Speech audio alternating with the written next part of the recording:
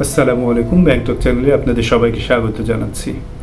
একটা জরুরি পরামর্শ বা দিক নির্দেশনা দেওয়ার জন্য আজকে আসি মূলত এই ভিডিওটি আসলে আমার করার কোনো প্ল্যান ছিল না, বাট আমার কাছে সবসময় মনে হয়েছে আপনারা যারা আমাকে ব্যক্তিগতভাবে কিছুটা হলেও জানেন অথবা চ্যানেল থেকে যে আপডেট রিলেটেড এবং আপনাদের সহায়তার জন্য, অর্থাৎ শিক্ষানবিশ কেন্দ্র ব্যবস্থাপকে যারা পরীক্ষা দিচ্ছেন তাদের সহায়তার জন্য আমি যে ভিডিওগুলো দিয়েছি আপনারা জানেন যে সেগুলো কতটুকু হেল্পফুল।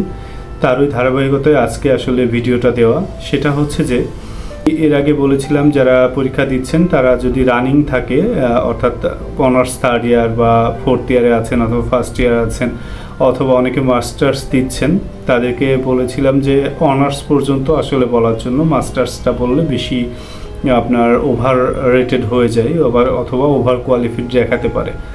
বাট এখন অবস্থার দৃষ্টি যেটা মনে হচ্ছে যে তারা হচ্ছে ভাইবা, বিশেষ করে যাদের মাস্টার্স কমপ্লিট আছে তাদের ভাইবাগুলো বেশ গুরুত্বর সাথে নিচ্ছে। এই না যে যারা অনার্সে পড়তেছেন অথবা ইন্টারমিডিয়েট কমপ্লিট করে পরীক্ষা দিয়েছেন তাদেরকে নিবেই না, ব্যাপারটা এরকম কখনোই না, আমি প্রথমেই বলে রাখি।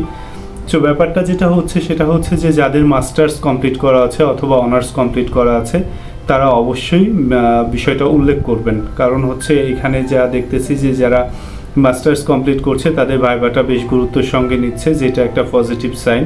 আর আপনারা যারা কেন্দ্র ব্যবস্থাপক পদে পরীক্ষা দিচ্ছেন তারা আসলে ম্যাক্সিমামই অনার্স বা মাস্টার্স কমপ্লিট।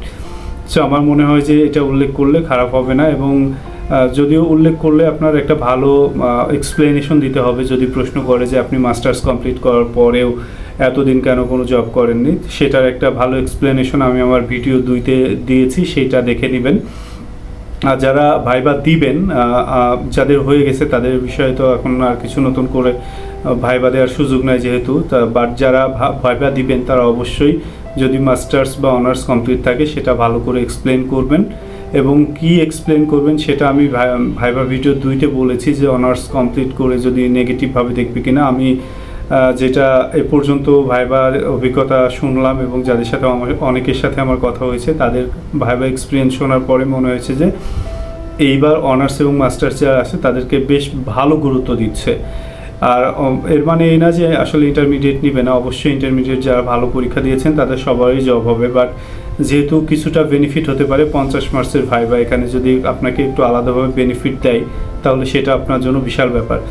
সো সেই ক্ষেত্রে উল্লেখ করবেন যে আমার মাস্টার্স বা অনার্স উল্লেখ, অর্থাৎ কোনো কিছু গোপন করার দরকার নেই। আর একটা ব্যাপার হচ্ছে যে যারা অনার্স কমপ্লিট করেছেন তারা অনার্সের সার্টিফিকেটটা অবশ্যই নিয়ে যাবেন, সেটা যদি প্রভিশনাল হয় সেই প্রভিশনালটাও নিয়ে যাবেন।